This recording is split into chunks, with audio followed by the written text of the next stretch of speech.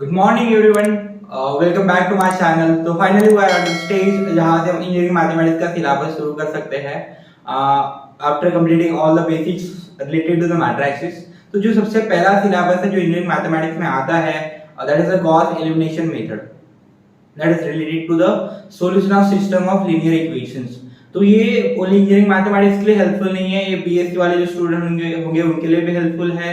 Any examination that is related to the higher engineering mathematics, जैसे GATE हो गया, net हो गया, सीट हो गया, या फिर even the UPSC mains. UPSC mains में अगर आपका ऑप्शन मैथमेटिक्स है तो उसमें भी ये कांसेप्ट आता है under the heading consistency of equations. ठीक है, consistency of system of equations. तो हम सबसे पहला मेथड स्टार्ट करेंगे, that is the Gauss elimination method. इसका प्रोसीजर एंड कंसेप्ट पढ़ेंगे सबसे पहले। We are starting with what? Gauss elimination method. इसका आप प्रोसीजर बोल लो या फिर कंसेप्ट बोल लो, to solve the system of equations, है ना। तो that we are going to look at कि एक्चुअली होता क्या है। देन चलिए, जब आपको ये जो गॉस एलिमिनेशन मेथड होता है, ये होता है for the solution of system of linear equation. तो मैं एक system of linear equation consider कर लेता हूं। Let a1x plus b1y plus c1z equals to d1 is the first equation, first linear equation that I have considered. a2x plus b2y plus c2z equals to d2 is another equation that I have considered. a3x plus b3y plus c3z equals to d3 is another equation that I have considered. तो ये तीन equation मैंने consider कर ली। तो इनको हमें Gauss elimination method से solve करके क्या करना है, आप देख पा रहे हैं तीन इक्वेशन है जो यहाँ पे तीन अननोन्स है, x, y एंड z। तो गॉस एलिमिनेशन मेथड से सिर्फ जरूरी नहीं कि तीन इक्वेशन रहे और तीन ही अननोन्स रहे, हो सकता है कि तीन इक्वेशन चार अननोन रहे तो भी सॉल्यूशन आता है उसका। तो आज जो हम टाइप ऑफ प्रॉब्लम पढ़ने जा रहे हैं उसमें हम ऐसे ही टाइप के एक प्रॉब्लम कंसीडर करेंगे जहां पे तीन अननोन और तीन इक्वेशन होंगे, उसको सॉल्व करने का प्रोसीजर पढ़ेंगे। जब आगे बढ़ेंगे प्रॉब्लम नंबर 2 और 3 पे, तो then we can move forward with कि आगे देखेंगे कि तीन इक्वेशन चार अननोन, उसको कैसे सॉल्व करके ऑल दोस थिंग्स, है ना। तो चलिए, तो यहां से ये आपका सिस्टम ऑफ लीनियर इक्वेशन हो गया जो आपको क्वेश्चन में दिखा रहेगा। अभी नाउ यहां से आगे क्या आपको प्रोसीजर करना है।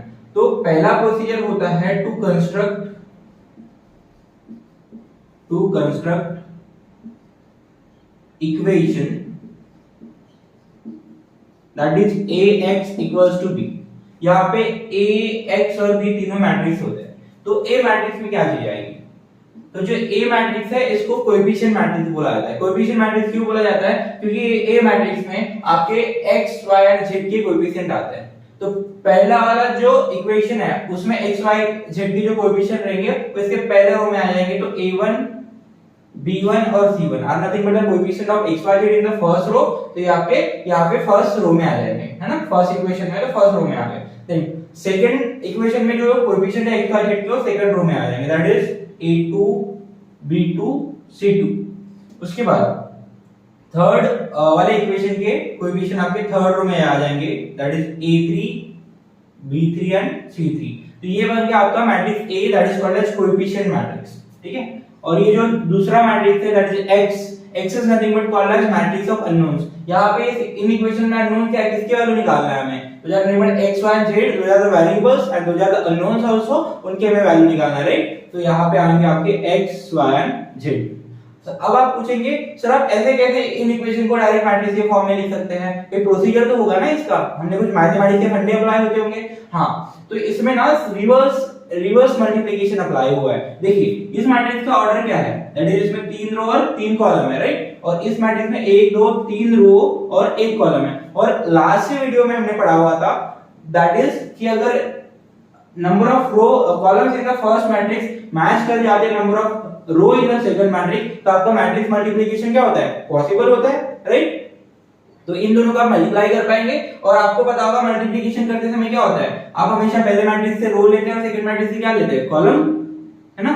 चलो इसका एक रिजल्टेंट आंसर जो आपको बी मैट्रिक्स आ रहा है, दो are nothing but the matrix equal to के बाद दिखाया है मैंने, तो इक्वल टू साइन के बाद जो कांस्टेंट टर्म है हमारे पास that is d1, d2 and D3। तो आप देख पा रहे होंगे जो रिजल्टेंट इन दोनों का रिजल्टेंट आएगा उसमें क्या आता है 3 क्रॉस 1 का ऑर्डर आता है ना, number of row in the first and number of column in the second. आगे आपका matrix D1 D2 and D3। Okay now देखिए जब आप मैट्रिक्स मल्टीप्लिकेशन करते हैं जब आप D1 एलिमेंट निकालेंगे that is nothing but row 1 into column 1, तो ये A1 into x plus B1 into y plus C1 into z equals to D1 हो जाएगा। तो that's how this particular matrix is constructed, है ना। बाकी रो 2 से आपको सेकंड वाला इक्वेशन मिल जाएगा। Row 3 into column 1 equals to D3 से आपको थर्ड वाला इक्वेशन मिल जाएगा। तो ये रिवर्स मल्टीप्लिकेशन करके आपका इस फॉर्म में हम कंस्ट्रक्ट कर सकते हैं दिस पर्टिकुलर मैट्रिक्स। तो यहाँ पे इस मैट्रिक्स को कोएफिशिएंट मैट्रिक्स बोला जाता है। X matrix that is nothing but matrix of unknowns that is called as unknown matrix. And ये जो B मैट्रिक्स आप देख पा रहे हो ये D1 D2 and D3 are nothing but what constant in this particular system of equation. तो इसको बोला जाता है कांस्टेंट मैट्रिक्स, है ना। ओके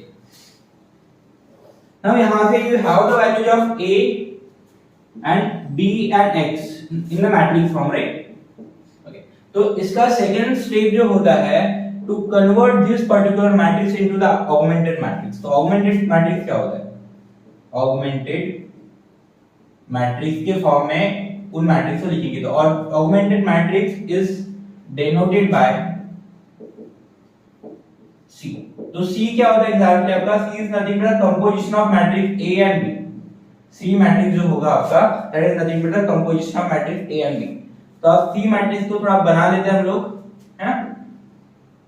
ओके A मैट्रिक्स देखिए A1 B1 C1, तो इसके एलिमेंट सारे यहाँ पे आ जाएंगे A1 B1 C1 A2 B2 C2 A3 B3 and C3। उसके बाद B मैट्रिक्स आएगा आपका। B मैट्रिक्स के एलिमेंट है D1 D2 and D3। This is nothing but the augmented matrix.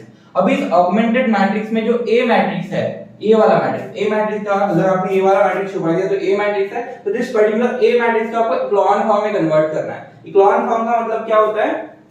देखिए अगर आपके पास कोई ऐसे मैट्रिक्स है that is A B C D E F G H और I, तो ये आपके डायगोनल एलिमेंट हो गए। डायगोनल एलिमेंट के नीचे के सारे एलिमेंट्स ये सारे क्या होने चाहिए? जीरो होने चाहिए।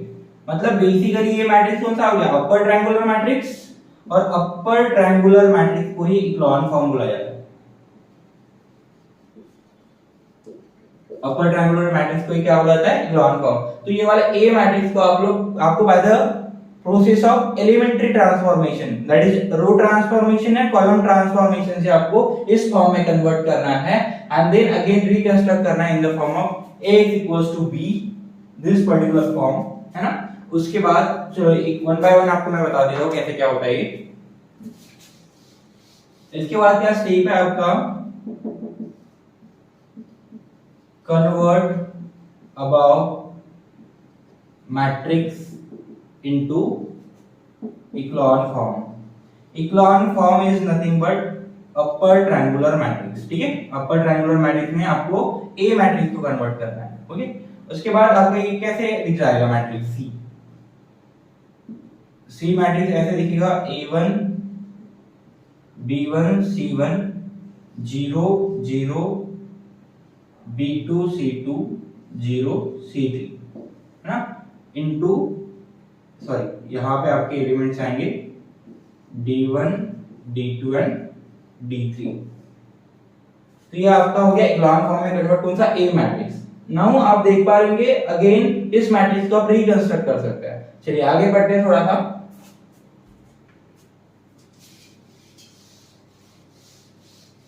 Now that particular C matrix A और B से बना हुआ था, तो अगेन हम लोग क्या करेंगे? इसको रिकंस्ट्रक्ट करेंगे। और फोर्थ वाला स्टेप होता है reconstruct AX equals to B। तो नाउ अपना A हम कहां से उठाएंगे? यहां से, राइट। तो A आपका क्या आ जाएगा? That is A1 B1 C1 0 B2 C2 0 0 C3 into X आपका जैसे कि वैसे रहेगा, दैट इज X Y और Z। और यहां से आपका B मैट्रिक्स आ जाएगा जो कांस्टेंट का मैट्रिक्स है, that is D1 D2 and D3।